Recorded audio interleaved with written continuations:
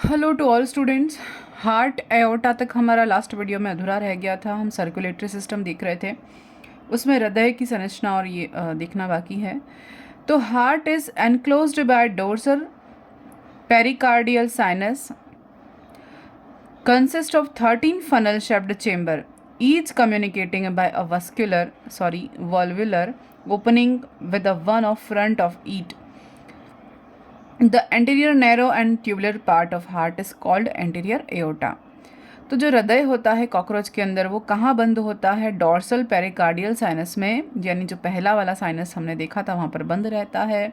कितने चैम्बर का बना होता है? 13 फनल शेप्ड चैम्बर का बना होता है। 13 हृदय कहते हैं उसके लिए। Each communicating by a valvular opening with one in front of it, यानी कि हर एक की ओपनिंग कहाँ होती है? वॉल्वुलर ओपनिंग होती है हर सेगमेंट्स में, और एक दूसरे से कम्युनिकेट करते हैं, यानी एक दूसरे की ओपनिंग होती है एक दूसरे के अंदर। The anterior narrow and tubular part of heart, हृदय का अग्र और सक्रा और नलिकाकार भाग क्या कहलाता है? एंटीरियर एओर्टा कहा जाता है। तो ये हृदय की संरचना या हृदय हम जिसको एलरी मसल्स कहते हैं वो एलरी मसल्स कही जाती हैं। नेक्स्ट पार्ट है अपने पास हीमोलिम्फ। हीमोलिम्फ या रुधिर लसिका भी इसको कहते हैं। तो कॉकरोच के हीमोलिम्फ या ब्लड में कलरलेस साफ प्लाज्मा प्रेजेंट होता है, यानी clear colourless plasma rich amino acids, uric acid, numerous different types of cells called हेमोसाइट्स। तो कॉकरोच का जो रुधिर होता है वो रंगहीन होता है, साफ होता है, प्लाज्मा होता है। इनमें क्या क्या प्रेजेंट होता है? इसमें अमीनो एसिड्स हैं, यूरिक एसिड्स हैं और अलग अलग प्रकार की बहुत सारी सेल्स होती हैं जिन्हें हम क्या कहते हैं? हीमोसाइट्स कहते हैं या रुधिर अणु कहते हैं। इनकी अधिकता होती है। और एक साइंटिस्ट हैं विगिल्सवर्थ, उन्होंने क्या बताया? उनके अकॉर्डिंग ये कहते हैं कि इनमें ये 7 प्रकार की कोशिकाएं होती हैं। जो हेमोसाइट्स होती हैं वो 7 टाइप्स की होती हैं। सबका फंक्शन अलग अलग होता है। इनमें से कुछ तो क्या करेंगी? फूड को स्टोर करने का काम करेंगी, यानी फूड को जो इंजेक्शन है उसके द्वारा ब्लड से टिश्यू में स्थानांतरित कर देती हैं, फूड को ट्रांसपोर्ट करने का काम करेंगी। जबकि दूसरी सेल्स क्या करती हैं? अन्य ऊतकों से मेटाबॉलिक वेस्ट को हटाने के लिए फेगोसाइट की तरह काम करती हैं। और यानी इन सातों का अलग अलग फंक्शन होता है। कुछ तो फूड को स्टोर करने में और कुछ वेस्ट को हटाने में हेल्प करती हैं। और जो हीमोलिम्फ है उसमें क्या एब्सेंट होता है? पिगमेंट का या रेस्पिरेटरी पिगमेंट का अभाव होता है। रेस्पिरेटरी पिगमेंट प्रेजेंट नहीं होता, इसीलिए ये रेस्पिरेशन में कोई हेल्प नहीं करते हैं। तो हीमोलिम्फ का फंक्शन क्या हो गया? एक तो जो स्टोर्ड फूड है या फूड का जो स्टोरेज है, फूड सामग्री जो है उसको अंतर ग्रहण करके अंदर लेकर ब्लड से टिश्यू तक ट्रांसफ़र करना। और दूसरा फंक्शन क्या हो गया? मेटाबॉलिक वेस्ट को हटाना। तो ये हीमोलिम्फ का फंक्शन हो गया। There are 7 types of cell transfer by ingestion the food material from blood to the tissues and other cells act as phagocyte। और दूसरा फंक्शन क्या हो गया? फेगोसाइट की तरह इनका फंक्शन हो गया, यानी कि ब्लड से वेस्ट प्रोडक्ट को हटाना, मेटाबॉलिक वेस्ट को हटाना। तो हीमोलिम्फ के 2 फंक्शन हो गए। हीमोलिम्फ का जो फंक्शन है वो रेस्पिरेटरी नहीं है जो अन्य में होता है। क्यों? क्योंकि इनमें हीमोलिम्फ में क्या नहीं है? रेस्पिरेटरी पिगमेंट या श्वसन वर्णक का अभाव है। अब देखते हैं ब्लड सर्कुलेशन या रक्त परिसंचरण क्या देखते हैं। ब्लड और haemolymph circulates by the contraction and relaxation of heart by the एलरी muscles. तो हृदय की जो मसल्स होती हैं, पेशियाँ होती हैं, वो पेशीयुक्त जो भित्तियाँ हैं उनके कॉन्ट्रैक्शन और रिलैक्सेशन के द्वारा हार्ट में क्या प्रेजेंट होता है? कॉन्ट्रैक्टाइल मोशन स्टार्ट होता है, जिसके कारण ब्लड या हीमोलिम्फ है उसका सर्कुलेशन होता है। इनमें पंख के आकार की जो पेशियाँ होती हैं जिन्हें एलरी मसल्स कहते हैं, वो एलरी मसल्स भी हार्ट के अंदर हार्ट की मसल्स को कॉन्ट्रैक्ट करने में यानी संकुचित करने में और शिथिल करने में यानी कि रिलैक्स करने में हेल्प करती हैं एलरी मसल्स। तो एलरी मसल्स के कॉन्ट्रैक्शन से क्या होगा? पेरिकार्डियम क्वार्टर बड़ा हो जाता है कॉन्ट्रैक्शन से, जिससे ब्लड पेरिवाइसरल साइनस से पेरिकार्डियल क्वार्टर में प्रवेश कर जाता है, साइनस में प्रवेश कर जाता है। और जब इन पेशियों में यानी एलरी मसल्स में रिलैक्सेशन होता है तब ब्लड कहाँ से आ जाता है, ब्लड हार्ट में पहुंच जाता है। यानी हार्ट और एओर्टा में पीछे से आगे की ओर कॉन्ट्रैक्टाइल मोशन के थ्रू कॉन्ट्रैक्ट होता है, जिससे ब्लड पहले साइनस में और फिर पीछे होता हुआ पेरिवाइसरल साइनस में आता है। और इनमें जो हृदय स्पंदन की दर है हार्ट बीट पेरिप्लेनेटा में वो कितनी देखी गई है, 50 से 70 बार प्रति मिनट देखी गई है। तो ये सर्कुलेशन हो गया। Alary muscles contract and enlarge the pericardial sinus so that blood flows into it from the underlying perivisceral sinus. और रेट कितनी है, लगभग 70 से 80 50 से 70 हम देख सकते हैं प्रति मिनट, और कभी कभी 49 पर मिनट भी देखी गई है। तो ये इतना इनका होता है, 49 to 70 इसका मार्जिन है। उसके बाद हम देखते हैं रेस्पिरेटरी सिस्टम, श्वसन तंत्र। तो कॉकरोच के अंदर जो रेस्पिरेटरी पिगमेंट तो होते नहीं है, तो रेस्पिरेटरी ऑर्गन्स क्या क्या होते हैं देखते हैं। Respiratory system of cockroach is well developed, consist of trachea, tracheoles and spiracles. तो इंपॉर्टेंट क्या है यहाँ पर, स्पाइरेकल्स। क्या क्या प्रेजेंट होता है, ट्रैकिया, ट्रैकियोल्स और स्पाइरेकल्स प्रेजेंट होते हैं। ट्रैकिया यानी श्वसन नलिकाएं कहते हैं, और श्वसनिकाएं ट्रैकियोल्स, और स्पिरेकल्स यानी श्वसन छिद्र कहते हैं इनको। तो ट्रैकिया में देखते हैं क्या है, a network of elastic closed branching air tube trachea, 3 pair of large parallel longitudinal tracheal trunk.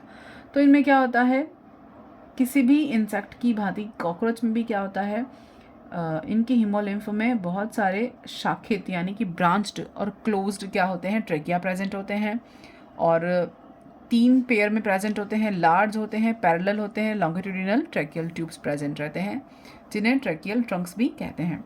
तो trachea are formed as invagination of outer integument made up of outer epithelium wall, inner chitinous cuticle, इसको हम कहेंगे intima या टीनिडिया। तो ये किससे बनता है, ट्रैकिया बना कैसे, by the invagination of outer integument, यानी बाह्य अध्यावरण है उसके इन्वेजिनेशन या अंतर्वलन के द्वारा ट्रैकिया का निर्माण होता है। और ये किससे बनता है, आउटर एपिथेलियम से बनता है या इंटेग्यूमेंट से बनता है। और ये किसकी बनी होती है, इसकी आंतरिक सतह काइटिनस क्यूटिकल की बनी होती है। इसको इंटीमा भी कहते हैं या एडिमा भी, टीनिडिया भी कहते हैं, टीनिडिया कहते हैं। तो ये ट्रैकिया के बारे में देख लिया। दूसरा श्वसन अंग अपने पास कौन है, ट्रैकियोल्स। ट्रैकियोल्स क्या होता है, each tracheoles is made up of single cell. हर ट्रैकियोल एक सिंगल कोशिका का बना होता है। डायमीटर कितना होता है, 1 माइक्रोन, और लाइंड बाय ट्रैकिन प्रोटीन। ये किससे आस्तरित होता है, ट्रैकिन प्रोटीन से आस्तरित होता है अंदर की ओर। Permeable to water and tips are filled with fluid in which oxygen dissolve and diffuse to tissue. इसका जो परमिएबिलिटी होती है यानी कि पारगम्यता किसके प्रति, जल के प्रति होती है, ताकि इसमें इजीली जो ट्रैकियोल्स में फ्लूइड है वो इजीली ट्रांसफ़र हो सके डिफ्यूजन मेथड के थ्रू, और ऑक्सीजन के साथ वो फ्लूइड या फ्लूइड के साथ ऑक्सीजन डिजॉल्व हो सके, इसलिए ये जल के लिए पारगम्य होता है या लिक्विड के लिए पारगम्य होता है। थर्ड अपने पास आता है स्पिरेकल्स या श्वसन छिद्र। तो इनमें मेन जो होता है इम्पॉर्टेंट वो कौन है, स्पिरेकल्स ही होते हैं। श्वसन नली तंत्र भी कहते हैं इनको। The main tracheal trunk open into the exterior on body surface through 10 pairs of stigmata. 2 pairs of spiracles are thoracic, 1 between pro and mesothorax, 8 pairs are abdominal। तो इम्पॉर्टेंट क्या है, क्वेश्चन क्या से आता है, यहाँ से आता है, ट्रैकियल स्पाइरेकल से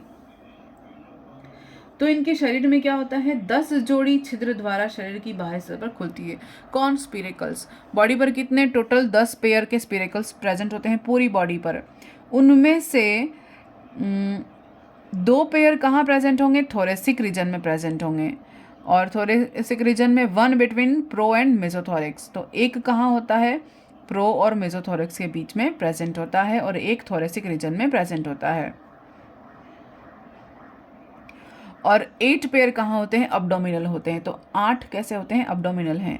इसमें से कुछ बंद रहते हैं हमेशा, कुछ खुले रहते हैं, वो आगे देखते हैं क्या है। अब मैकेनिज्म में देखते हैं, mechanism respiratory mechanism and gaseous exchange. तो कैसे होता है रेस्पिरेटरी मैकेनिज्म, कैसे होता है, rhythmic contraction of abdomen and relaxation of abdomen muscles, change diameter of trachea, first and third pair of spiracles always remain open in 8 pair open only during inspiration। क्या कह रहे हैं कि इनमें जो रिदमिक कॉन्ट्रिक्शन और रिलैक्सेशन होता रहता है एब्डोमेन की मसल्स का, जिसके कारण इनका डायमीटर ट्रैकिया का बढ़ता घटता रहता है और सांस अंदर, यानी कि कॉन्ट्रिक्शन रिलैक्सेशन से ऑक्सीजन अंदर आएगी, बाहर जाएगी। तो इसमें जो ओपनिंग है किसकी, फर्स्ट और थर्ड पेयर ऑफ स्पिरेकल्स, पहला और तीसरा जोड़ी जो स्पिरेकल्स होता है वो तो हमेशा खुले रहेंगे, हमेशा खुले रहेंगे। कौन, पहला और तीसरा जोड़ी स्पिरेकल्स का। लेकिन 8 पेयर बचे हुए 8 पेयर वो क्या करेंगे, ओनली ड्यूरिंग द इंस्पिरेशन, यानी जब सांस अंदर लेनी है, वायु स्पिरेकल से अंदर लेनी है, तभी ये ओपन होते हैं। और फर्स्ट और थर्ड वाला जो पेयर है स्पिरेकल का वो हमेशा ओपन रहेगा, यानी कि इनहेल और एक्सेल दोनों के लिए कौन काम करेगा, फर्स्ट एंड थर्ड पेयर काम करेंगे। Respiratory movement depend upon activity of insect and temperature. तो रेस्पिरेटरी मूवमेंट किस पर डिपेंड है, इंसेक्ट की एक्टिविटी, यानी हाइपर एक्टिव है या सर्चिंग फूड सर्चिंग बिहेवियर में है तो उसकी रेट बढ़ जाएगी, टेम्परेचर के अकॉर्डिंग उसकी रेट बढ़ जाएगी या कम हो जाएगी। तो ये डिपेंड करती है उसकी एक्टिविटी पर और एनवायरनमेंट पर डिपेंड करती है। फिर देखते हैं आगे, respiratory movement and coordinate and regulates by nerve center and thoracic ganglia which are stimulated by low O2 और high CO2 concentration। क्या कह रहे हैं, respiratory movements are coordinated and regulated by, किसे, रेस्पिरेटरी मूवमेंट्स या श्वसन जो लय है या मूवमेंट्स हैं वो किसके द्वारा रेगुलेट रहते हैं, कोऑर्डिनेट और रेगुलेट करते हैं किसके द्वारा, बाय नर्व सेंटर इन थोरेसिक गेंगलिया।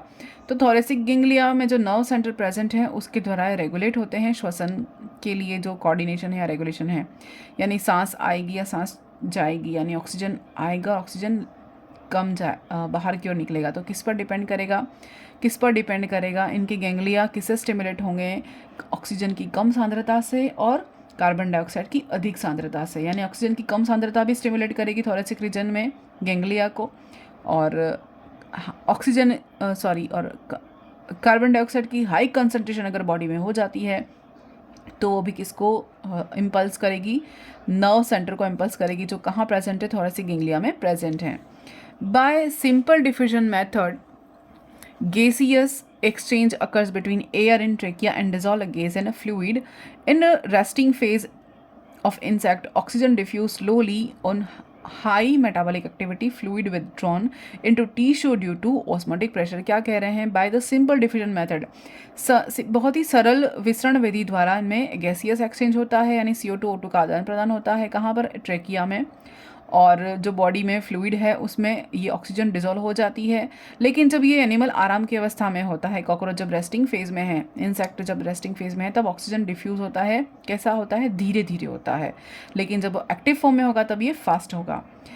और ऑन हाई मेटाबॉलिक एक्टिविटी, जब ये हाई मेटाबॉलिक एक्टिविटी में होता है तो fluid withdrawn into tissue due to osmotic pressure. तब यहाँ पर कौन सी मेथड अप्लाई होती है, ऑस्मोटिक प्रेशर अप्लाई होती है जब वो हाई मेटाबॉलिक एक्टिविटी फेज में होता है, यानी शरीर का मेटाबॉलिज्म ज़्यादा है, हाई हो जाता है। कब होगा, जब वो उसका एक्टिविटी बढ़ जाएगी। तो ये पूरा था अपने पास रेस्पिरेटरी सिस्टम और सर्कुलेटरी सिस्टम, हमने दोनों यहाँ पर देख लिया। नेक्स्ट वीडियो में हम क्या पढ़ेंगे, एक्सक्रीटरी सिस्टम पढ़ेंगे कॉकरोच का। Thank you.